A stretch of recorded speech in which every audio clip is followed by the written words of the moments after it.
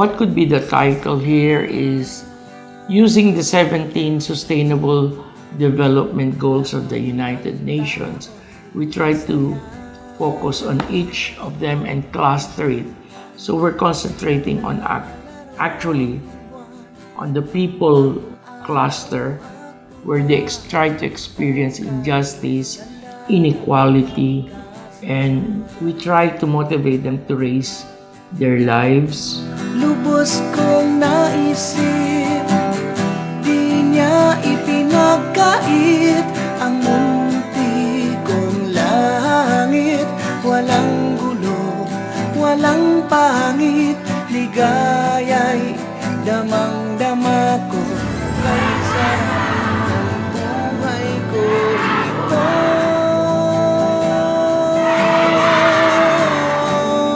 We're calling the workshop Mending Broken Spirits because it is made for the inmates of the Bilibid prisons in Muntinlupa and the Women's Correctional in Mandaluyong City. We'd like to know what started the broken spirits. And we'd like to know how these broken spirits will be mended through dramatic arts, which we've been doing for quite some time. Not only during this workshop, but in other workshops that we have done in the past. The workshop is supposed to show a dance drama. We ask everybody to take care of Mother Earth. And because we have sinned towards Mother Earth, violence, war, we have cut all those trees, threw garbage in our water, and so we're having flood, we're suffering. Because of the garbage, we have spread viruses, and today we suffer from COVID-19. Sa buhay na tahimik, Panginoon, tulungan mo ang puso kong litong-lito. Ligaya'y ipadama mo sa nalalabing buhay ko rito.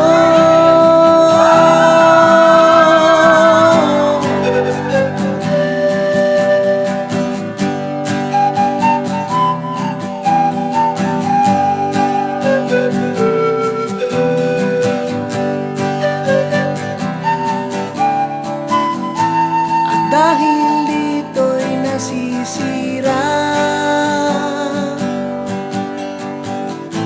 kalikasang nakakaawa. The workshop is aligned to the International Theatre Institute UNESCO program and with the United Nations 17 Sustainable Goals, because we are along the highway, the scientific highway, the artistic highway, the philosophical highway, the wellness highway towards peace, towards prosperity, towards humanity, and towards protecting the environment. Mapuno na lupain, buhay na puno ng panalangin. Lubos kong naisip, di niya ipinagkait ang munti kong langit. Walang gulo, walang pangit, ligaya'y damang-dama ko. O kay sarap ng buhay ko rito.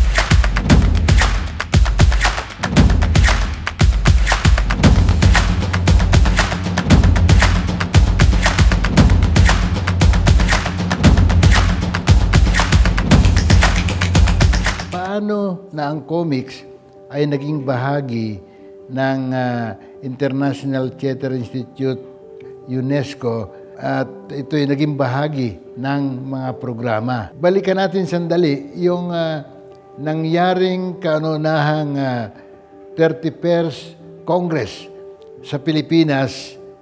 Tayo ang host ng kongresong iyon na noon lang ginawa sa labas ng Europa at Amerika.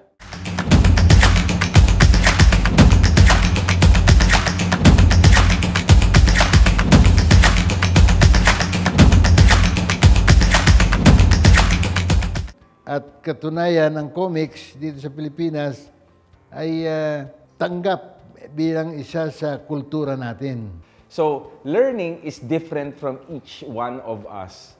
And because we are different in terms of learning capacity and learning attitude, we should be using different media. And comics, I think, will be one of the best media to be used because this, while reading comics, like what people said, this is like theater in another form. However, because you are reading this in silence, the more you introspect, the more you think, the more you plan, and the more you can connect and check your behavior, how can you be part of the attainment of the goals of the SDG?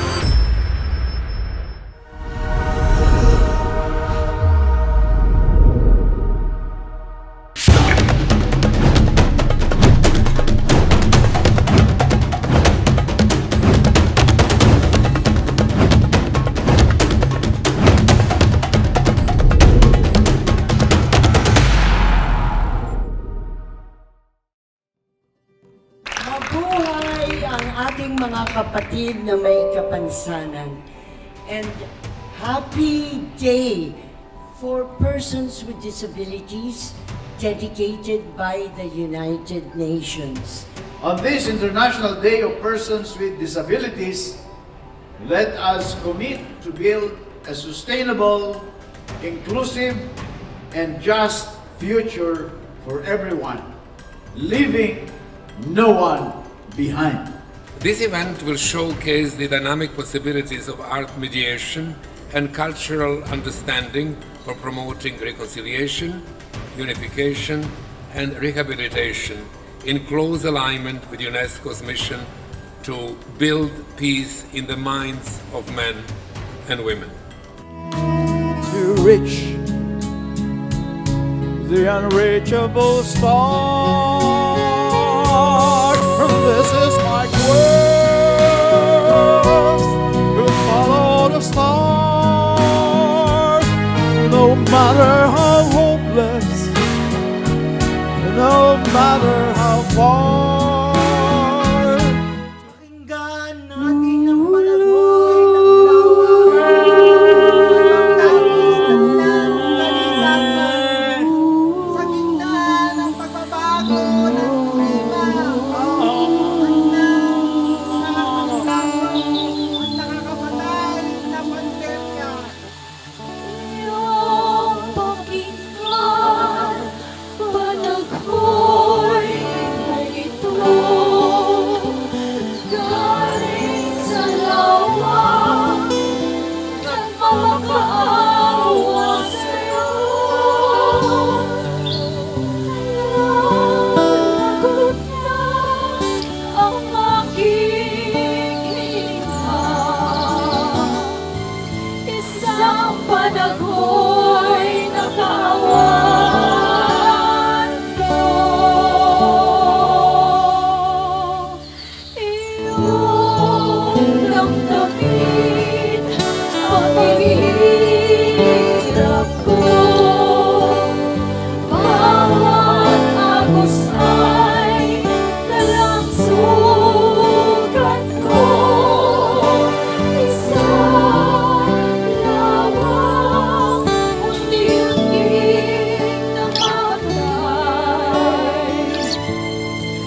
ibig mo ang aking buhay. Nalaan ako doon, tumakbo'y mataba, ang tubig ko'y kay linis, ang lawa ay kay ganda. Bakit ngayon iniwasan na siya? May sakit siyang nakakahawa.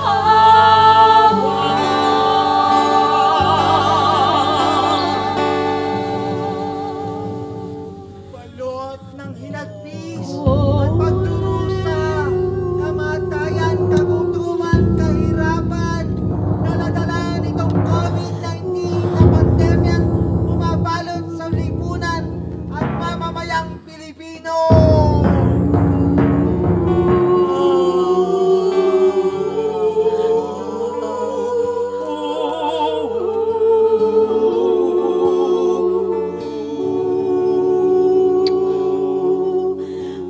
Oh, my Father, heal me from this COVID sickness.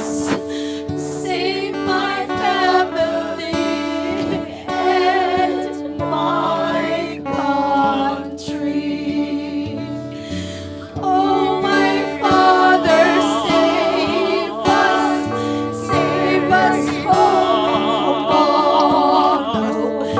Give us reasons smiling, true highs and true lows. Heal us, save us, heal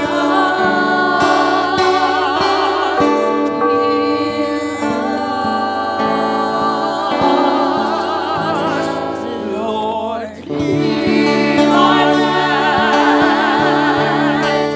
Father, heal our land. Heal our pride and turn our nation back to you. Lord, heal our land. Heal us, O Lord, and heal our Forgive our sins and heal our broken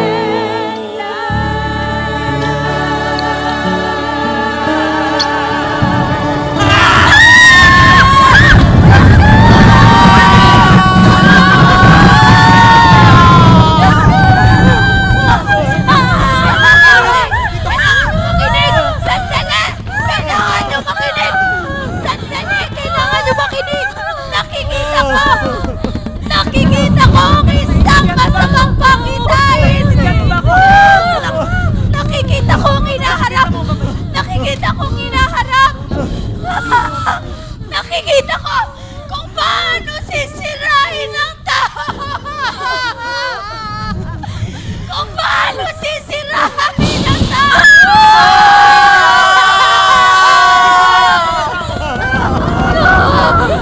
Ang ating mundo!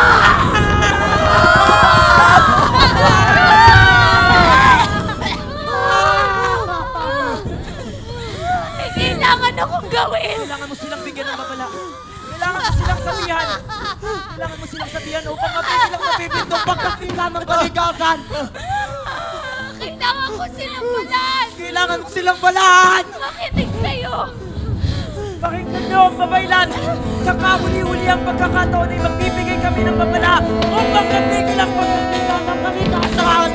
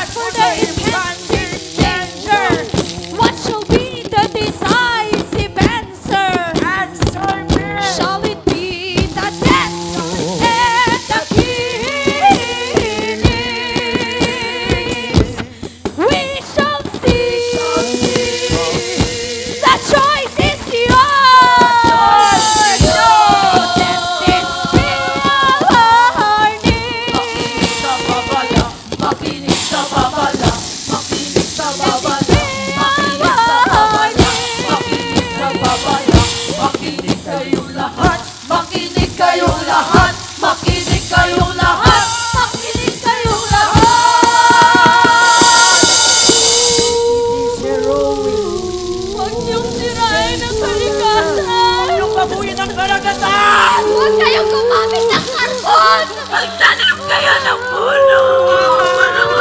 Ibalik ang ganda ng kalikasan!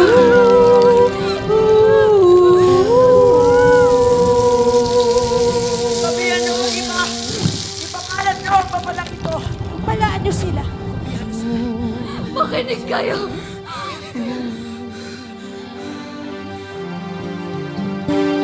Pusong pangako,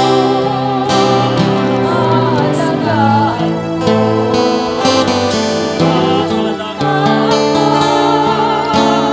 Kapalingain ko.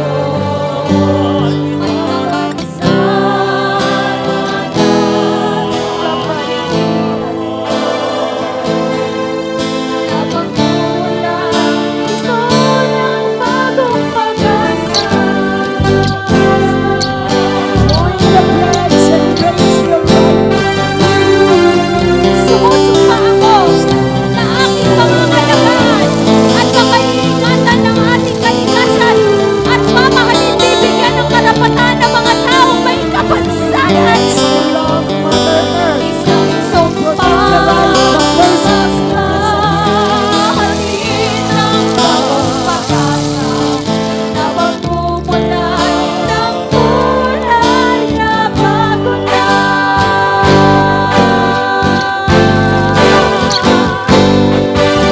Tulungan nawa ako ng may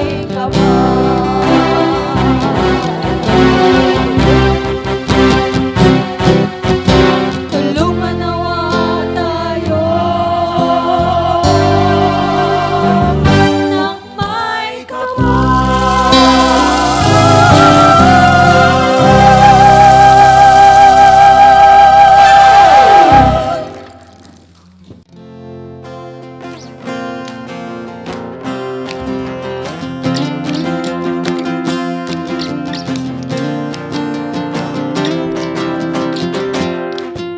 sa gitna ng dilim ng isang mula ay mayroong liwanag na nagbibigay alim sa katahimikan ng bibig at bibig ay mayroon din pagbubuti pangatili ng kasiyahan.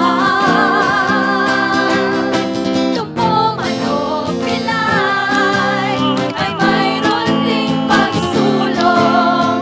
Kulang man ang isip, may damdamin din.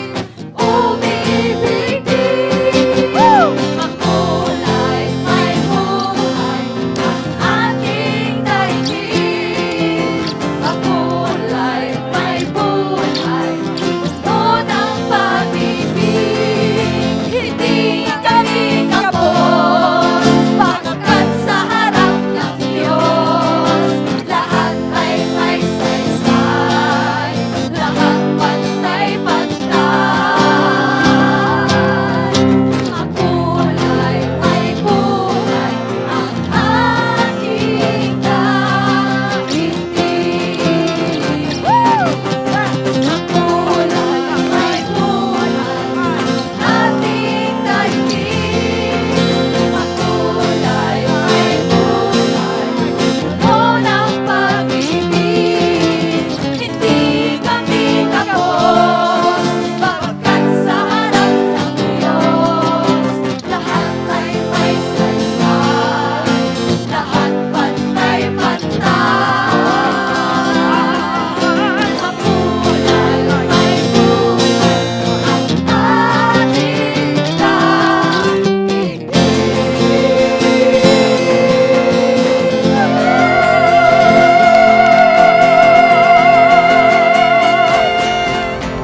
We want to bring reformation in every family and most especially na magbago po yung mindset ng mga tao na turuan silang umasa sa Diyos at sa pamilya instead of sa mga politiko or mga pangako na alam naman natin napapako. I hope around the world there would really be more hearts dedicated to empower our PWDs as handicapable artists. while practicing, I was just imagining how did you practice them and what's the greatest challenge and how did you address that challenge? You have to help them have dreams. Dreams is important. That's why we call them the Earth Savers Dreams Ensemble. Dream. Keep on dreaming. Keep on reaching for the star. With culture and arts, we can bring back our love for nature, our love for our family. For songwriting competition, It's Mr. Perforio Gibbons Iliano for the English version. The winner is Mr. Rigo del Rosario.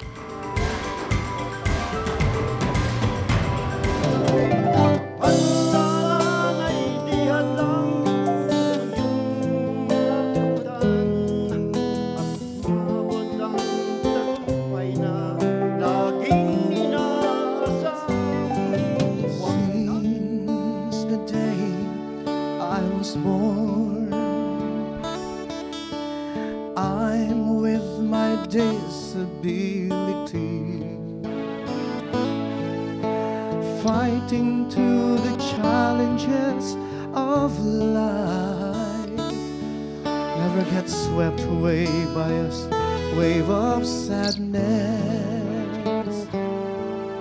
My parents are my inspiration. Education is my powerful method to survive in this life with discrimination. Knowledge and perseverance are needed. Disability has never been a burden to fight against the difficulties of life and always remember God is good all the time. To all persons with disability, never give up and believe your dreams. We are all the same to the eyes of God who gave us life. Disability was never been a burden to fight against the difficulties of life and always remember God is good all the time. Whatever trials will be in your life, fight on, continue in our life.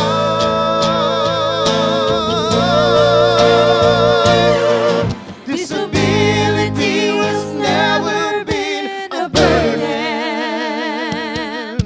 to fight against the difficulties of life and always remember God is good all the time and always remember God is good all the time.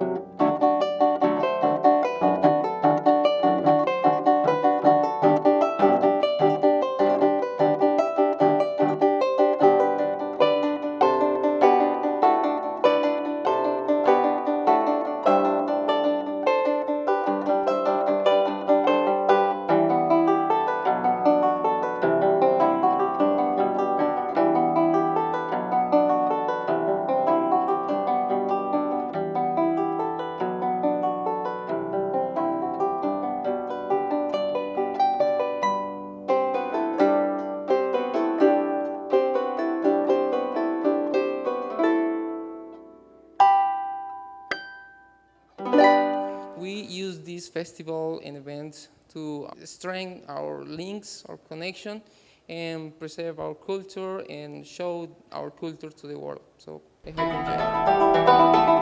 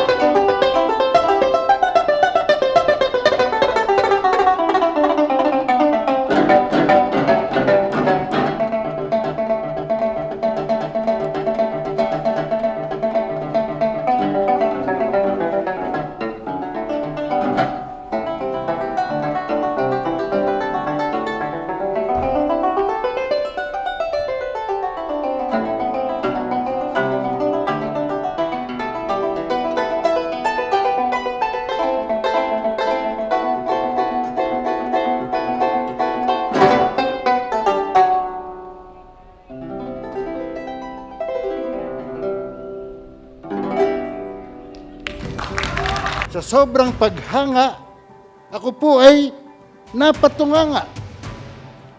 Ang inyo pong daliri ay parang paru-paro sa kwerdas ng alpa. Pinanganak po akong may kapansanan, so hindi nila alam kung anong gagawin. Nanay ko, napaka-perfectionist. Ang tatay ko, hindi niya alam ang gagawin niya kung paano niya alagaan ng isang may kapansanan. Isa pong malaking karangalan na tayo po ay mabigyan ng pagkakataon na maitanghal ang ating mga munting pelikula na nagkamit ng pagkilala sa mga international competition.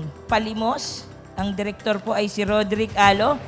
Banyuay Events and Production ay Hulagway ni Engelbert Pakulanang, Bahandi Films. Pelikulang Yugto sa direksyon ni Roderick Alo at ni Geraldo B. Humawan. Director Rodel Mercado mula sa Frontline Production and Training Development Incorporated para sa kanilang pelikulang From the Outside. Pelikulang Pipo sa direksyon ni Richard Soriano Legaspi mula sa Red Room Media Production. Ang Takbo Laban sa Populasyon ni Director Geraldo B. Humawan mula sa Madjao Balanghay and Bahandi Films. Pelikulang Sulyap ni Geraldo B. Humawan at ni Win Suarez Compendio mula sa ABP and Bahandi Films. El Genio de la Raza ni Director Dave C. Cecilio, KCR, at ni Director Emmanuel Calairo. Ayan, mula po sa Cleo Multimedia Productions. Sa dulo ng bahaghari ni Ginoong Geraldo B. Humawan mula sa Mandaragat Productions and Bahandi Films. Maraming salamat po. Mabuhay ang mga alagad ng sining. Mabuhay po tayong lahat. Padayon.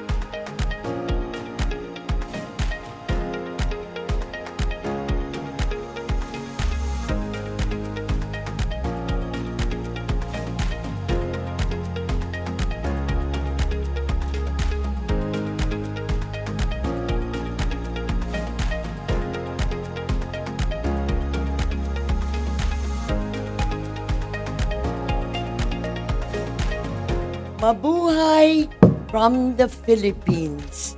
And we are so happy that you are joining us again as we go into this global linkage and sharing of the collective efforts, not only of Philippine artists, but as well as our colleagues in different regions.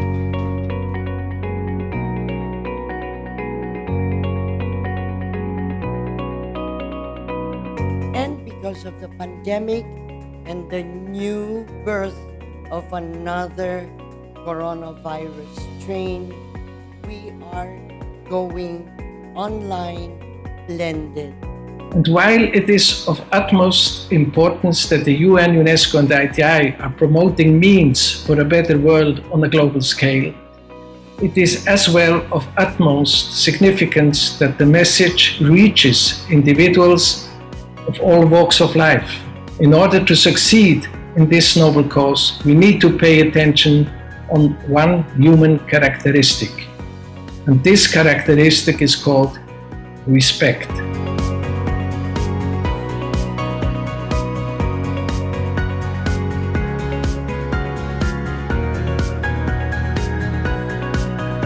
This day reminds us of the essential role of culture for all aspects of sustainable development, from economic growth to climate action, inclusive education and peaceful societies.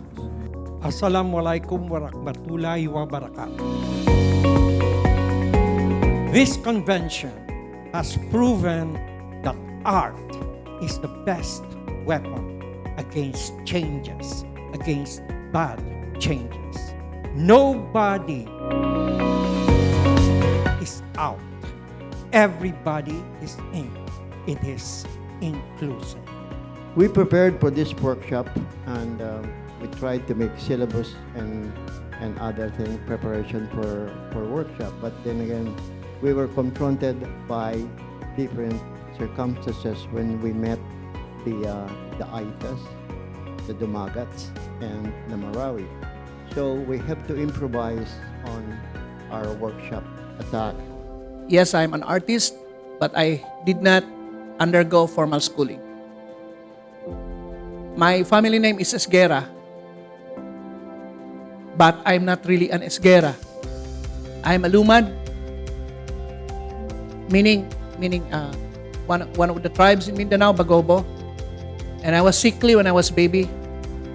And I will always remember one sack of rice in exchange of me. There is a song, Mahaji, and the song goes this way. This is Mount Puno, Mahaji. Her beauty is enchanting, but her shadow ominous. Her murmur is the wailing of her victims, her humming, the breathing of those at the brink of death. People don't understand life because they cannot connect. So I'm connecting with you through Ma'am Cecil, ITI UNESCO. I connect with you as one humanity. We become closer to ourselves, closer to our family, closer to our Creator, closer to Mother Earth, and closer to humanity. I belong to an organization called Theater for Roots, an organization that supports projects at the global level.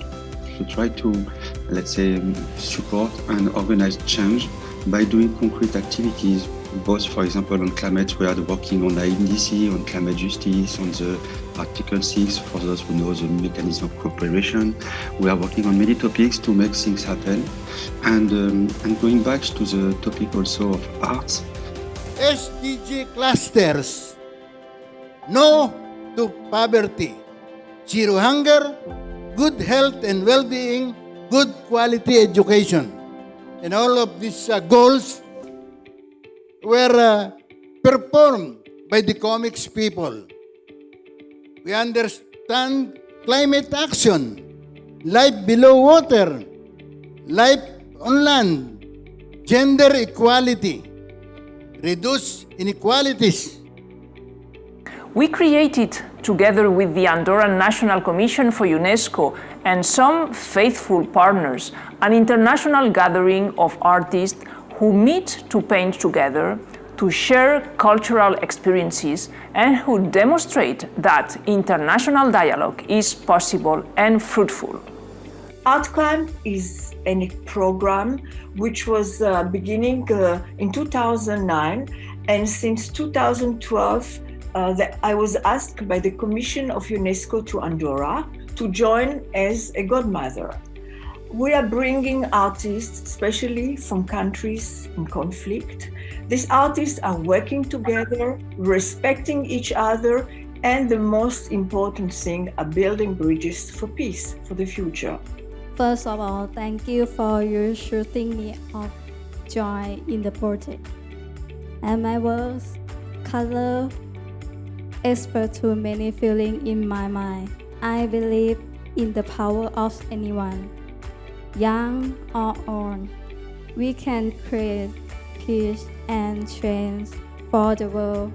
She is new, a new visual artist, and I thought that it would be great for her to have her first experience in the Philippines with an international component that she interact with Filipino artists. And I think it is actually quite remarkable that on this art camp, ASEAN Art Camp, you have covered all 17 SDG. And I think we are certainly going to draw attention of the organizers of the art camp at the global level, that they may consider also extending terms of reference beyond peace. Peace, of course, is the most important SDG for the world because we are plagued now by all sorts of regional conflicts all over the world, and particularly in Africa, and that remains a high priority. But I think it is equally important to draw attention to other SDGs, perhaps particularly climate change and the environment as a whole.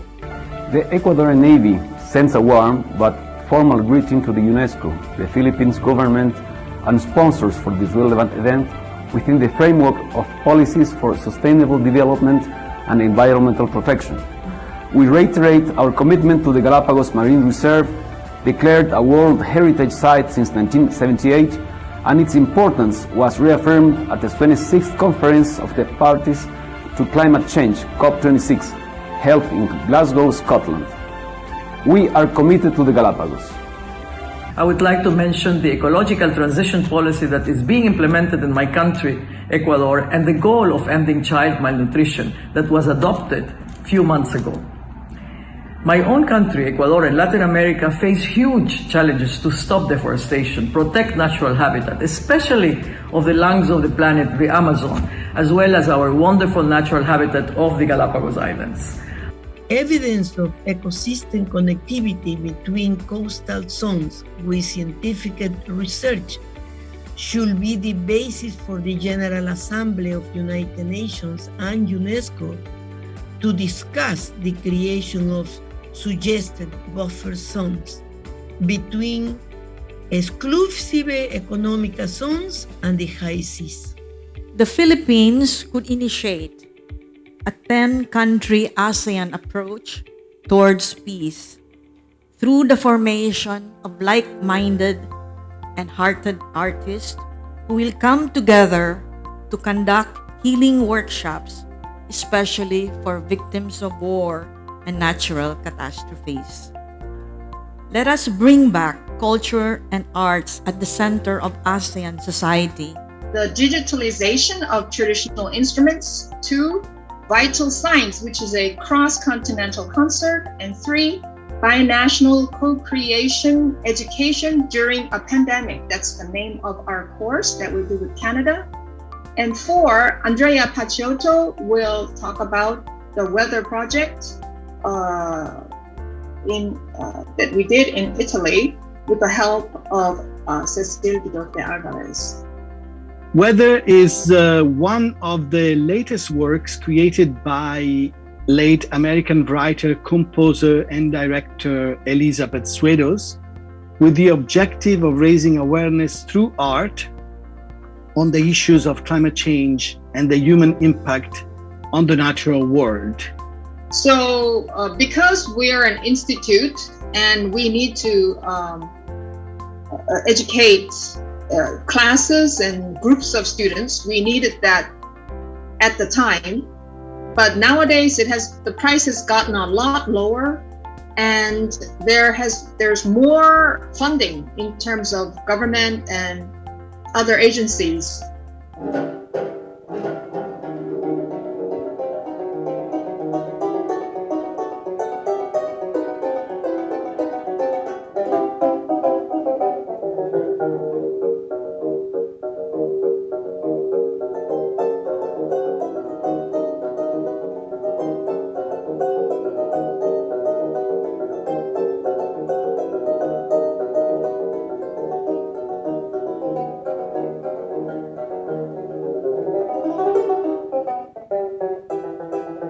I strongly believe in the importance of transforming our education system to make it more inclusive and more resilient. And this is what we will seek to push in our legislative agenda. I'm one with all of you in the pursuit of building a healthier post-pandemic world, especially because what is at stake here is the future of our children and youth.